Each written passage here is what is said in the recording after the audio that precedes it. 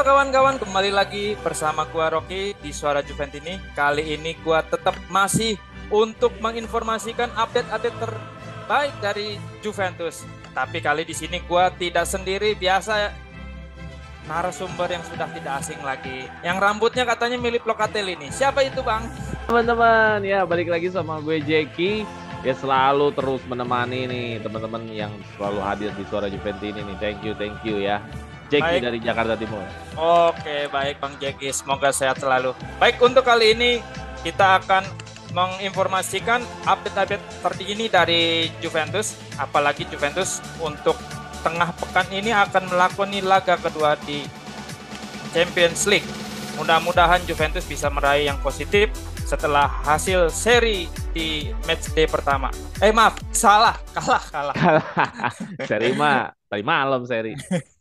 Oke, untuk selanjutnya bisa kita lihat di sini 5 match terakhir dari Juventus, ada 5 match yang dimana hasilnya mungkin kurang memuaskan ya bagi para Juventini. Di situ ada seri, terus menang melawan Spezia, seri lagi melawan Fiorentina, kalah melawan PSG, dan terakhir semalam seri lagi melawan Salernitana. Gimana nih Bang Jack ini melihat perjalanan Juve hingga saat ini nih? Ya ini bukan perjalanan ideal sebuah Juventus ya, karena perjalanan ideal lebih banyak WWWW-nya.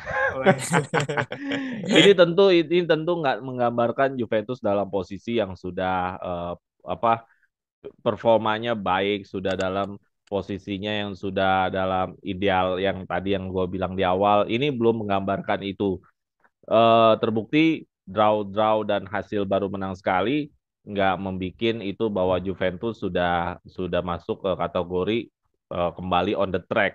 Jadi artinya Juventus di sini masih dalam bahasanya proses atau bisa dikatakan Juventus masih dalam mencari terus apa nih kekurangannya nih Mencari gitu loh. terus ya Bang Ya Jeki ya. sebenarnya para fans sudah melihat banyak kekurangan, salah satunya tidak berani bermain menyerang segala macam. Cuman kan kacamatanya Allegri sama kacamatanya fans sama kacamatanya manajemen semua berbeda nih. Iya betul, betul. Apa yang dilihat fans, apa yang dilihat Allegri tentu berbeda. Apa yang dilihat Allegri dan fans tentu manajemen lihatnya beda gitu loh. Jadi semuanya berbeda kacamatanya. Jadi gua rasa ini belum menggambarkan idealnya Juventus karena kalau udah idealnya Juventus harusnya seri ini tidak terlalu banyak. Kenapa? Karena lawannya juga bukan ya lawannya Salernitana, terus lawannya ada ya Spezia, lawan Fiorentina ya yang memang harusnya itu bisa bisa dikategorikan menang ya gitu loh. Iya, oke. Dan sebaliknya nih, untuk calon lawan Juventus nanti di Kamis dini hari, Benfica meraih yang positif nih. Semuanya menang nih. Wah, gimana nih Bang Jack ini? Takut apa tetap semangat apa gimana nih? Oke, eh apa ya? Gue ngelihatnya, waduh, ini Benfica seperti kayak sudah stabil ya, menunjukkan bahwa dia adalah klub besar Portugal. Ya menang lima match berturut-turut ini menandakan mereka ya sudah on the track gitu loh. Ya gue mengatakan Juventus lawan Benfica ini tetap berat, nggak bisa dibilang enteng, nggak bisa dibilang mudah, tetap berat buat Juventus. Karena menunjukkan bahwa mereka di 5 pertandingan terakhir sudah sangat stabil. Apalagi skor yang dihasilkan juga tidak cuma sekedar 1-0, bahkan rata-rata di atas 2 gol semua. Hanya pertandingan terakhirnya 1-0. Gua rasa itu pertandingan terakhir juga mau menyiapkan fisik yang terbaik untuk menghadapi Juventus. Jadi yang satu sisi Juventus dalam proses pencarian keidealan, yang satu sisi udah stabil. Iya kan? Gitu. Ini dua kondisi yang sangat berbeda. Tapi bukan berarti dua kondisi sangat berbeda ini hasilnya nanti bisa dipastikan bahwa Juventus kalah atau Benfica menang atau bisa dipastikan Benfica kalah atau Juventus menang.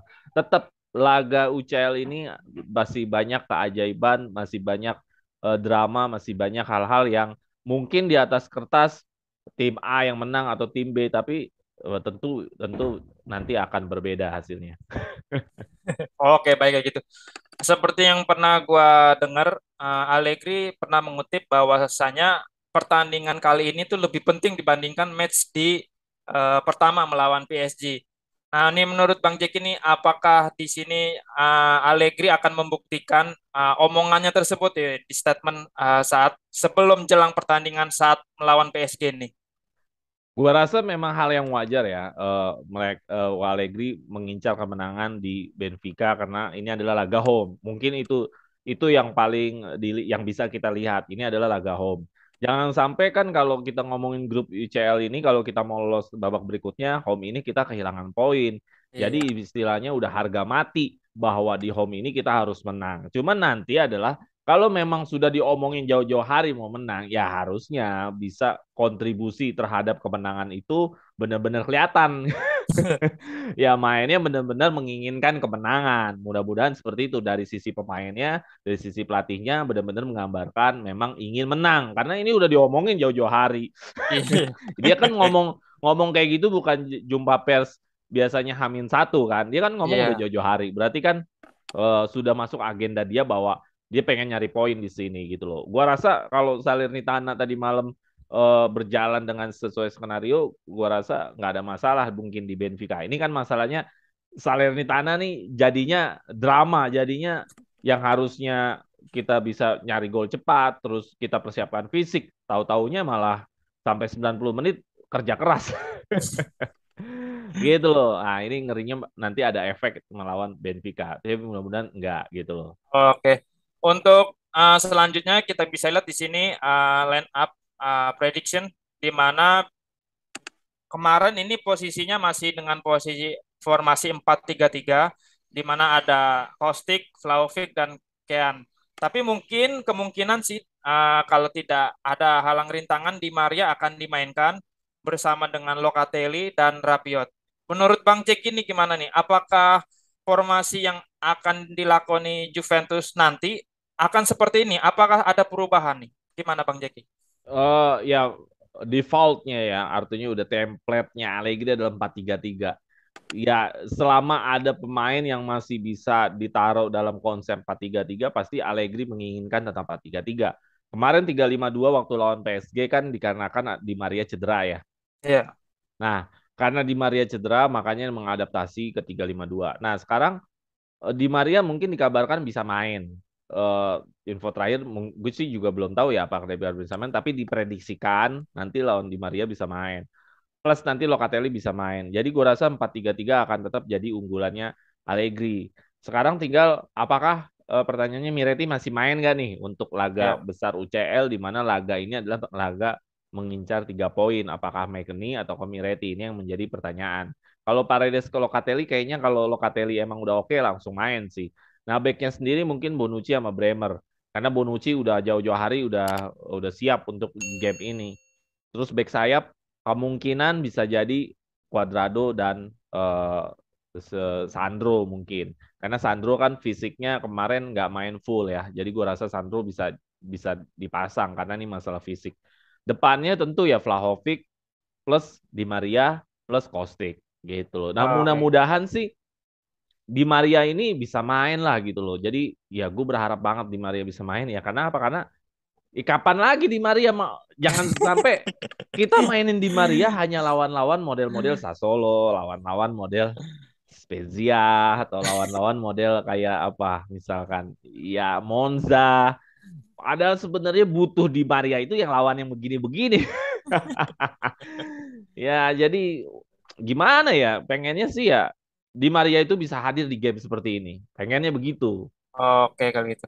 Dari sektor kiper nih, apakah Chesney bisa main? Apakah tetap dengan Perin yang performanya semakin membaik nih dengan melihat pertandingan ke belakang nih? Gimana Ya, Bang Jeki? Perin memang sudah ada di hati Juventini untuk beberapa game terakhir dikarenakan Szczesny emang cedera ya. Tapi pertimbangannya adalah dua-duanya bisa diharapkan sih sebenarnya. Cuman Allegri biasanya kalau nomor satu itu lagi fit pasti nomor satu yang di fit. Kecuali memang Allegri ya gini deh, musim kemarin aja kan Szczesny banyak blunder ya. Iya. Ada 2 kali 3 kali tapi tetap dipercaya ya karena jangan sampai mentalnya Szczesny jatuh waktu itu harapannya gitu. Jadi ketika masih ada nomor satu di Juventus biasanya sih nomor satu yang harus dipakai biasanya begitu. Cuman ya nggak tahu juga nih. Ya kalau fans rata-rata pengennya Perin lah. Karena kan Oh, darah segar, darah baru. Tapi ya itu tadi, biasanya kalau ada nomor satu, selain gajinya juga tinggi, biasanya pasti nomor satu dulu yang dikedepanin. Ya that's why dia di nomorin nomor satu kan. oh iya betul. Baik untuk calon lawan Juventus nih, untuk di Benfica, kita bisa lihat di sini formasinya, di situ di belakang Empat dua tiga satu ya. ada Otamendi yang kita kenal sudah berpengalaman di beberapa klub di Eropa, sekaligus di timnas Argentina, dan Grilmado nih yang sempat menjadi incaran Juventus nih pada summer kemarin atau mungkin di winter nanti. Nah, terus ada di depannya itu ada Draxler ya, pinjaman dari PSG. Nih. Gimana nih menurut Bang Jack ini? Apakah tim-tim, maksudnya pemainnya sudah bisa bersaing dengan skema yang diterapkan oleh Benfica nih? Ya Benfica formasinya dulu ya. Kita ngomongin formasi ya. Ini formasi winningnya apa defaultnya dari Benfica. Benfica memakai formasi ini selalu menang. Double pivot, terus ada tiga di atas double pivot, terus ada satu yang ditinggal sebagai striker. Nah, ini membuktikan bahwa Benfica ingin rapat main di tengah gitu loh. Jadi ingin lebih unggul di tengah dengan nggak terlalu berpikir tentang lebaran, dia ingin unggul di tengah. Jadi dengan formasi seperti ini, karena secara tidak langsung ini pengen ngasih tahu bahwa tengahnya dia ada 5 orang kan, Iya. ya kan? Dalam sepak bola keunggulan jumlah itu penting. 2 vs 1, 3 vs 2. Ya kan kalau counter attack kan kalau udah 3 vs 2 enak. Mau Iya. TikToknya, mau one two-nya kan enak. Nah, ini yang pengen dikedepankan sama eh, Benfica bahwa dia ingin unggul jumlah pemain di tengah. Makanya secara garis besar 4-2-3-1 ini ada 5 pemain di tengah. Walaupun nanti bisa cair juga, bisa bisa tetap melebar, bisa enggak. Tapi secara prinsip dia ingin menang jumlah di situ. Gitu Oh, loh. Nah, jadi ingin, kalau kalau 4-3-3 kan ada 3 di tengah. iya betul. Berarti secara tidak langsung ingin menguasai lapangan tengah dulu ya untuk Ya, di Benfica ya. ya karena mungkin mereka nanti kita bisa bicara datanya, mungkin mereka ingin main possession, ingin menguasai bola gitu loh. Nah, ini formasi lini winningnya mereka, formasi kemenangannya mereka. Untuk mengenai nama-namanya, ya Benfica ini Liga Portugal tetap tiernya masih di bawah 5 besar liga yang ada di Eropa ya. Ya, Inggris, Jerman, Spanyol, Prancis, Italia. Portugal di bawah itu. Cuman bukan berarti di bawah dari 5 top besar Eropa ini Portugal bisa dikatakan enteng karena kita kemarin kan nggak lolos sama Porto. Ya kan? Tambah lagi kita juga pernah nggak lolos sama Benfica di Liga Eropa atau UEFA Cup. Jadi ya, jadi tetap nama-nama ini walaupun bukan nama top di liga-liga besar Eropa, tapi tetap ini tidak bisa dikatakan mudah gitu loh. ada sedikit ya mungkin Juventus akan mengalami kesulitan ya jika tidak bisa mengembangkan permainannya ya dengan formasi yang diterapkan oleh Benfica ya gitu ya Bang Jeki. Ya ini yang kita pengen tunggu Rok, bahwa Allegri sudah diwawancara jauh-jauh hari, dia ingin mengincar kemenangan di Benfica, ya lu bisa bayangin berhari-hari itu berarti dipikirin dong. Iya. Ibaratnya dia nazar kali ya. Iya, dipikirin dong gitu loh. Nah, ini ya kita patut tunggu. Udah diomongin jauh-jauh hari, ya seperti apa nih mainnya gitu loh. Seperti apa cara menangnya gitu loh. Ini yang kita pengen tunggu-tunggu. Tapi gue juga nggak terlalu ekspektasi bahwa akan menguasai pertandingan selama 90 menit. Karena menurut gue Juve belum sampai ke level itu. Tetap tetap mungkin jual beli serangan lah paling. Jual beli serangan, ada saatnya dia bertahan, ada saatnya dia maju untuk mencari gol gitu loh. Jadi Oh, momen-momenan gitu. Ada momennya bertahan dan ada momennya saat maju. Ada momen bertahan, ada momen saat maju. Nggak yang full gedor, dor, dor, dor. Nggak. oh, oke. Baik, kalau begitu.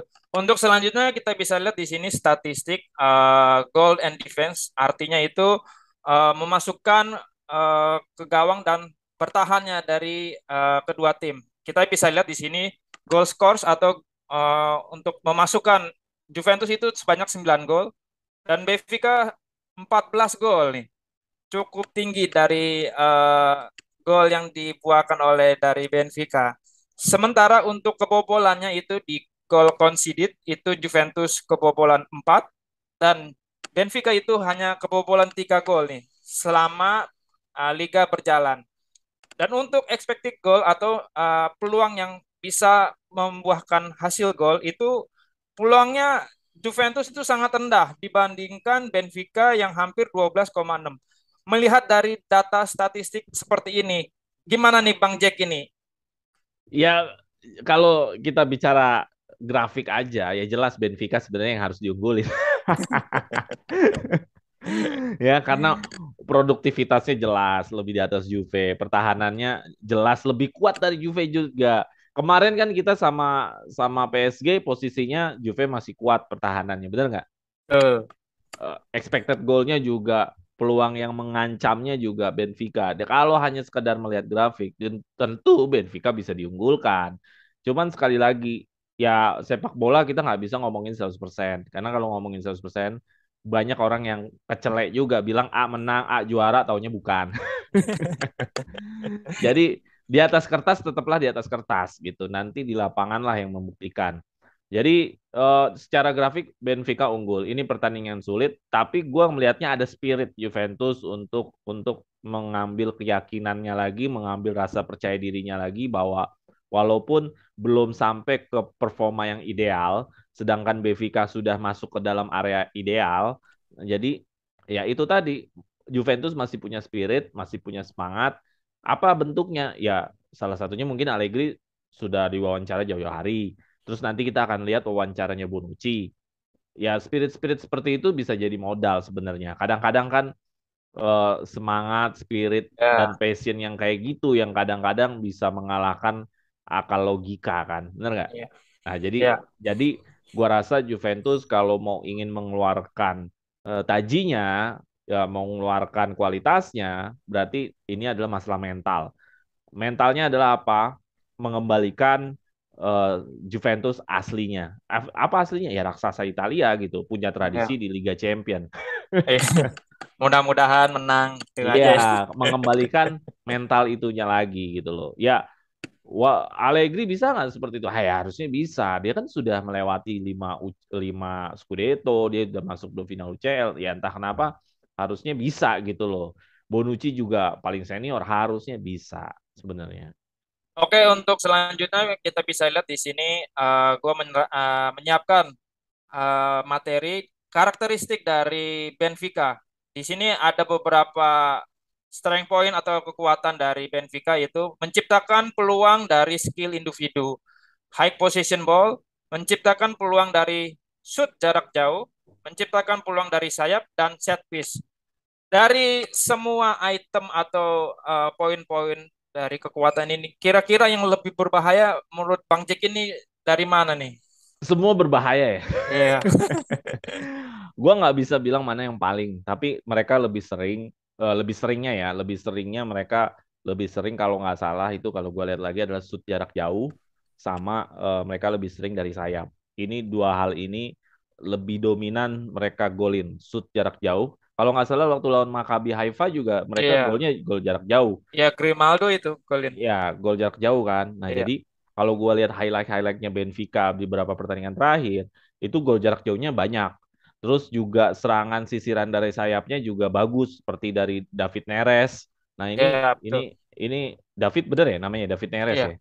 Nah, ini juga bikin pertahanan dari yang dilawan Benfica ini terbongkar dari serangan dari sisi sayap.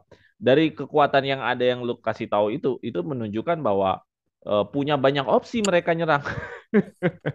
Hanya Itu satu opsi aja dia ya. iya, itu menunjukkan bahwa ini bahaya gitu loh. Ini bahaya dan harusnya Juventus bisa meriset sampai sejauh itu gitu loh. Jangan sampai kita yang di sini aja bisa meriset atau bisa menganalisa kekuatannya Benfica, apalagi Juventus ya yang punya tools, yang punya alat, yang punya sumber daya. Gue rasa risetnya lebih dalam lagi dari sekedar ini gitu loh. Jadi gue rasa bisa bisa apa namanya mengantisipasi dari kekuatannya si eh, Benfica. Kalau memang tadi keseringannya adalah gol jarak jauh dan dari sayap, berarti ruang harus lebih rapat Ya. untuk apa? Untuk tadi ya untuk Tidak punya ruang untuk menembak ya. ya gitu loh. Terus juga apa eh sama dari sayap berarti di sini yang harus ditaruh adalah back yang tepat. Misalkan David Neres. David Neres berarti harus dijaga yang defense-nya kuat. Ya gue melihat Danilo misalkan. Ya jadi harus dihadapinnya sama Danilo. Oh gitu, baik. Tapi di sini gue juga mempersiapkan ada kelemahan juga nih. Ya, klub emang nggak sempurna-sempurna banget ya. Sering terjebak offside dan terlalu agresif nih. Hal ini apakah bisa dimanfaatkan oleh Juventus? Kita melihat Juventus emang sering melakukan counter attack nih. Apakah dari kelemahan ini bisa menjadi senjata pamungkas dari Juventus? Gimana Bang Jeki? Wah, jelas banget. Ini salah satu ya istilahnya efisiensi adalah apa? Lu nggak melakukan banyak hal, hanya melakukan satu hal tapi menang. Itu efisien, bener nggak? Iya, Ya, betul. lu hanya counter attack tapi menang. Sedangkan ada tim yang menguasai pertandingan macam-macam bentuk serangan tapi kalah. Nah, terkadang kan begitu bentuk pertandingan, bener nggak? Ya. Nah, kalau ngomongin terjebak offside, berarti ini adalah organisasi pertahanan kekompakan antara Bremer dan Bonucci dengan Danilo atau dengan Sandro atau dengan Cuadrado misalkan dipasang sebagai back sayap. Bagaimana menarik menarik mereka garis pertahanannya untuk dijadikan offside. Gua rasa ini bagus atau enggak? Ya kalau mereka sudah kompak, gua rasa ini bagus. Cuman ya kalau belum kompak, ya ini harus hati-hati sekali. Iya. Yang ada blunder gitu. Kenapa? Karena pemain Benfica itu kalau dilihat skill individunya juga tinggi. Ini ini Speed ini juga keren ya. speednya juga kenceng. Jadi bahaya banget. Apalagi ngelihat waktu lawan PSG kewalahan juga gitu ngadepin speednya Mbappe, Mbappe. Messi. Jadi ya harus dilihat dulu dia mau narik offsetnya di ketinggian berapa dari garis otak penalti. Kalau terlalu rendah narik offset bahaya banget. Kalau lolos gimana? Iya. Jadi ketinggian berapa garis pertahanannya. Kalau terlalu rendah ini jelas bahaya. Terus juga terlalu agresif. Terlalu agresif artinya apa? Berarti kan jumlah mereka pemain yang maju ke depan itu banyak dong kalau terlalu agresif. Iya. Nah, ini Juventus harus keras, ya, bukan kasar ya, harus keras. Harus keras karena apa? Karena mereka itu lebih banyak memainkan bola di tengah, mainkan bola-bola pendek, mainkan passing-passing pendek. Ya, mungkin nggak setiki-takanya Barcelona, cuman mereka passing-passing pendeknya itu dominan. Mereka bisa sampai 500 passing, 600 passing, bahkan 700 passing. Dan bobot passingnya itu rata-rata adalah passing pendek atau passing kaki ke kaki, bukan long ball, bukan Oke. crossing. Nah, jadi gimana cara mematahkan ini? Ya harus keras, lo harus intercept, lo harus keras, lo harus kawal terus. Jangan mereka lebih banyak melakukan umpan kombinasi terus. Lo harus keras di sini. Kalau kemarin kita tutup jalur passing di PSG, kalau sekarang adalah lo harus Intercept. keras. Karena apa? Karena jumlah mereka yang maju lebih banyak. Kayak mungkin kayak seperti total footballnya Belanda zaman dulu ya. Apa Ya bisa maju semua jadi, bisa terus jadi, mundur semua. Oh kayak gitu. bisa jadi karena eh, jumlah orang yang maju ini di Benfica ini bisa hampir-hampir dominasi gitu loh. Jadi lu keras untuk merebut bola, ya gue berharap daripada McKennie yang main mendingan Rabiot sih. Iya. Kalau ngelihat posisi seperti ini mendingan Rabiot, Locatelli dan Paredes supaya apa? Rebut bola, kita counter attack. Karena itu satu-satunya cara untuk bisa kita dominan untuk bisa memenangkan game ini. Cuman kalau memang harus menyerang, ya kita harus pikirin juga gitu. Mereka juga punya speed. Jangan sampai nanti kita blunder, kita nggak mampu kejar mereka ketika counter attack, itu juga kan bahaya juga. Iya. Mungkin kita bisa langsung counter attack, memanfaatkan dari si Di Maria ataupun Kostik ya untuk ngambil crossing ke Vlahovic ya. Gitu kali ya Bang Jeki ya. Iya benar. Bawa Kostik udah dalam beberapa game sudah mulai menunjukkan magisnya yaitu di crossing ya kan salah satu kelebihan Kostik kan adalah crossing ya. Nah crossing crossing yang diberikan sama Kostik sudah berbuah gol. Nah ini bisa jadi suatu solusi terus bahwa eh, apa permainan seperti Kostik ini bisa menghasilkan gol di Juve. Jadi ya terus terus terus mencoba terus mencoba sampai sampai Vlahovic atau striker lain tahu bagaimana caranya menempatkan diri menyambut umpannya Kostik gitu loh. Oke, baik kalau gitu. Untuk materi selanjutnya di sini gue menyiapkan beberapa pemain kunci baik dari Juventus ataupun dari Benfica. Di sini gue menyiapkan biasa untuk Juventus itu Vlahovic dan Di Maria. Sedangkan untuk Benfica di sini gue menyiapkan Joao Mario dengan Grimaldo. Ini Joao Mario ini ex Inter ini. Jadi sekarang juga udah 4 gol dia cetak di Liga. Mungkin bisa jadi ancaman juga bagi lini pertahanan Juventus nih. Gimana nih Bang Jack ini? eh gue kalau Juventus, key player gue adalah Di Maria sama Paredes ya. Oh, Paredes. Yoi. Kenapa Di Maria dan Paredes? Jelas ya. Di awal tadi gue udah bilang butuh sekali magisnya Di Maria, butuh sekali penetrasinya, butuh sekali umpan terobosannya, butuh sekali syutingnya. Jadi ini yang bikin nanti ada perbedaan Di Maria main. Ya, kita nggak tahu nih apakah benar-benar main atau enggak. Ya itu Masih sangat disayangkan kalau seandainya Di Maria hanya main di game-game kecil, sedangkan di game kayak Benfica gini nggak main. Sangat disayangkan aja gitu gua ngelihatnya.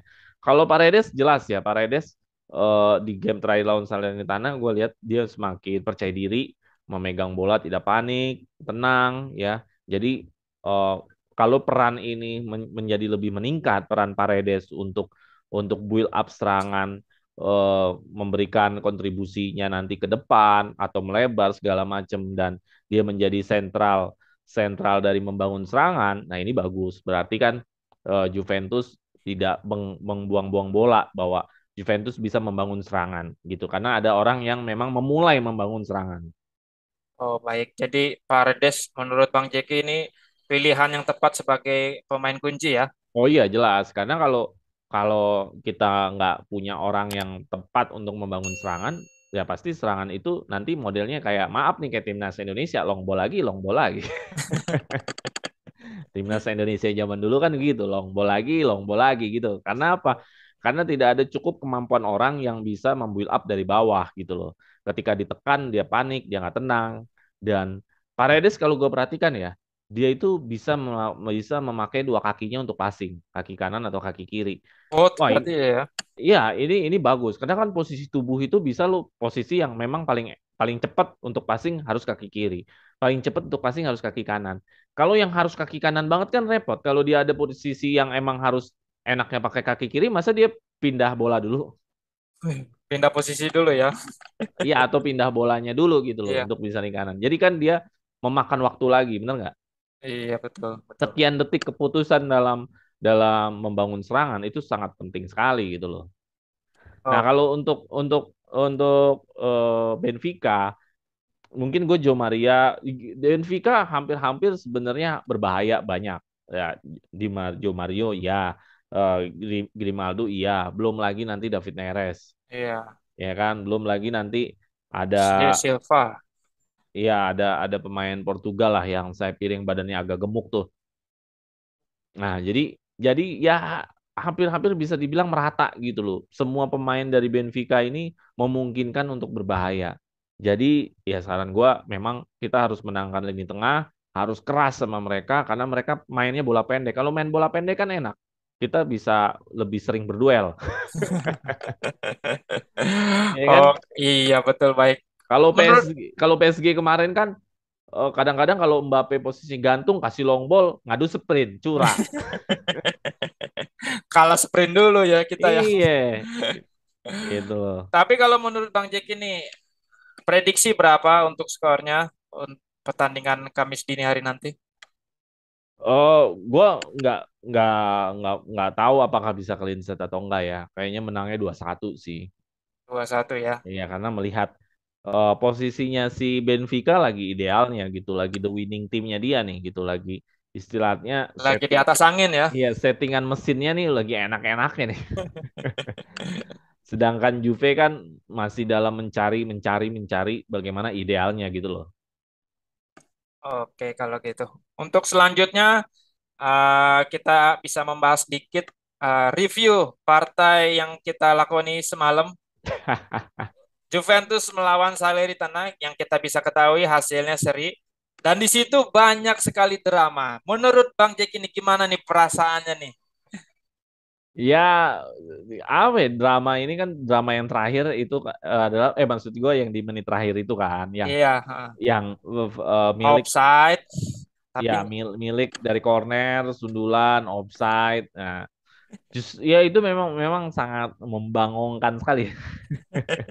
Kok bisa-bisanya dari corner itu offside gitu kan?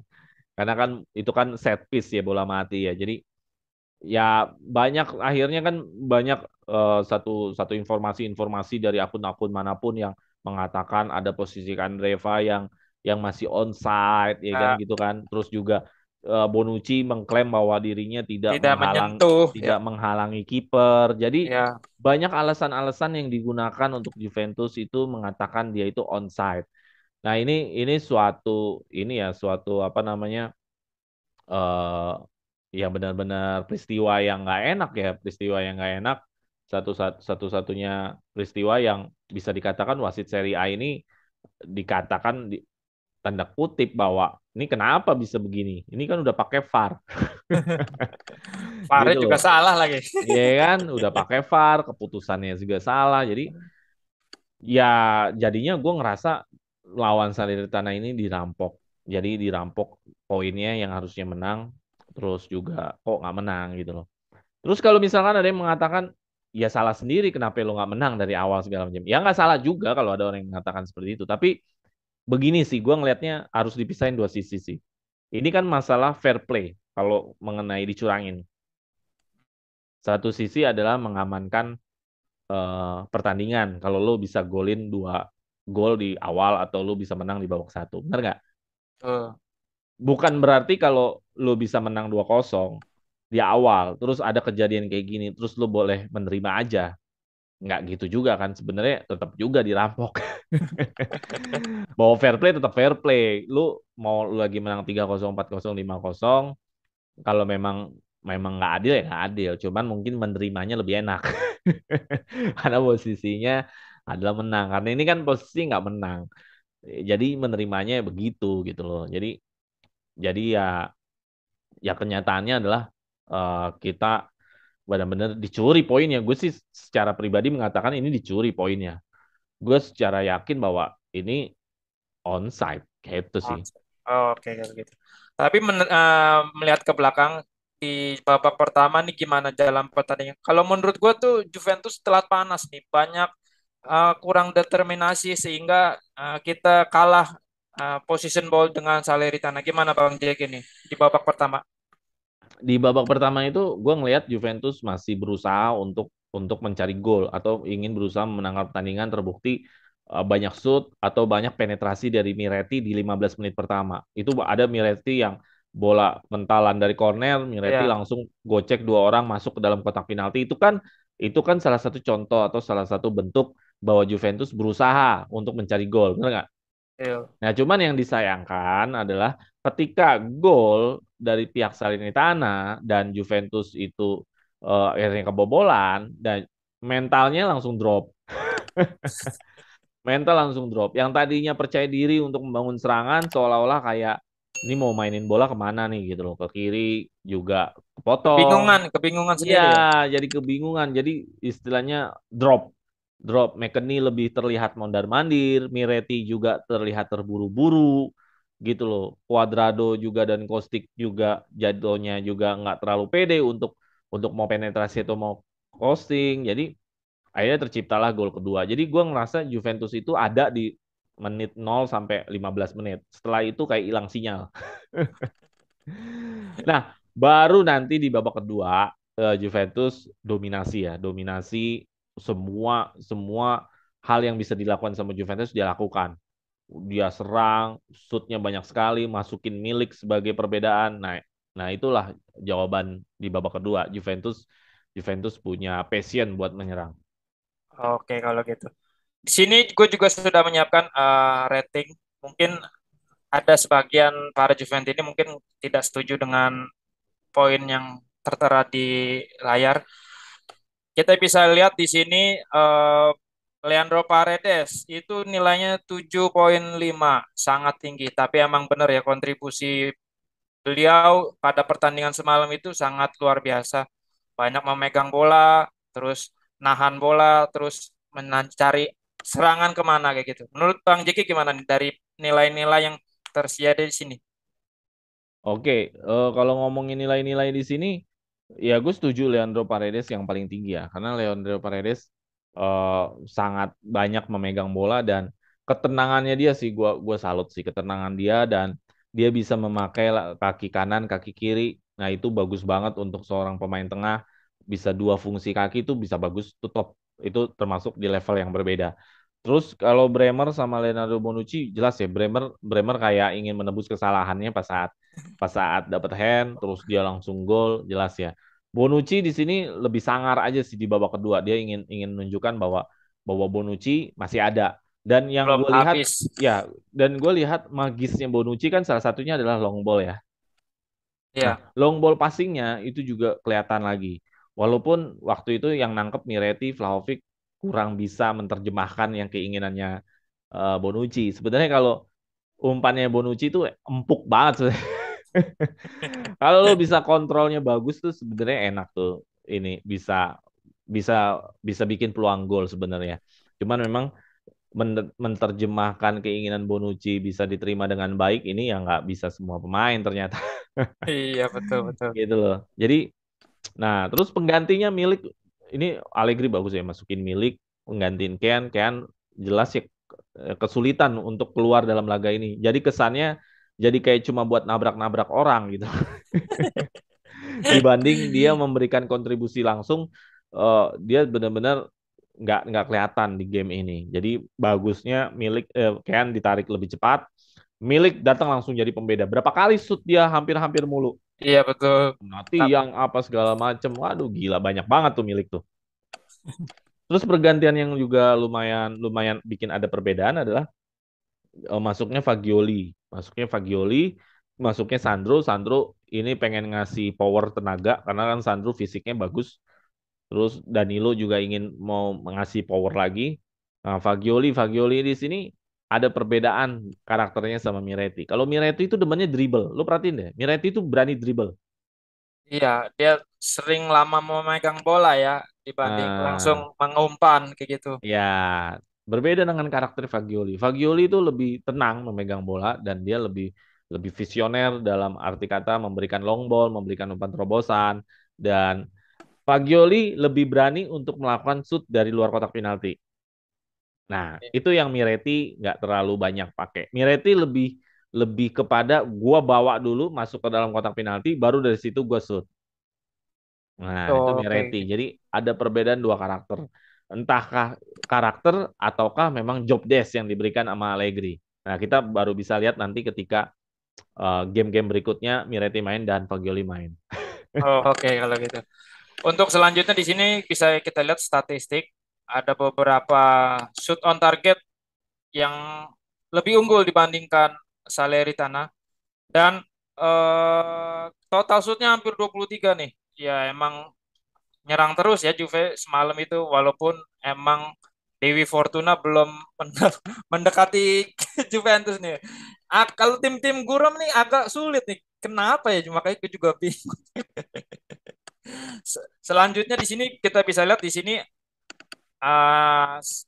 save dari Salernitana itu sebanyak 5 kali. Ya kita bisa lihat shoot-shoot dari uh, siapa? Aku lupa tadi. Shoot dari Salernitana apa dari ini? Shoot dari Juve tadi. Ya, mungkin dari Vlahovic, Milik. Oh ya kita bisa lihat di sini save dari Salernitana cukup banyak karena shoot dari Vlahovic pun cukup lumayan ya kemarin itu. Nah Hmm. gimana nih Bang Jeki nih melihat dari statistik seperti ini nih? Ya sebenarnya babak dua ini menunjukkan bahwa Juventus adalah Juventus. Cuman sayangnya babak satunya aja yang missing link. Tapi yang gue lihat sebenarnya yang diinginkan Allegri juga bukan gini sih. Gue rasa yang diinginkan Allegri adalah dia di babak satu ingin dapat gol, terus babak kedua main santai untuk mempersiapkan Benfica. Sebenarnya itu karena dia bilang sebelum laga ini adalah laga sulit. Nah, jadi kan itu ngasih tanda bahwa gua pengen menang, cuman gua nggak pengen habis-habisan. Tapi malah sebaliknya ya. Iya, malah habis-habisan karena takutnya dia harus punya fisik yang prima pada saat melawan Benfica.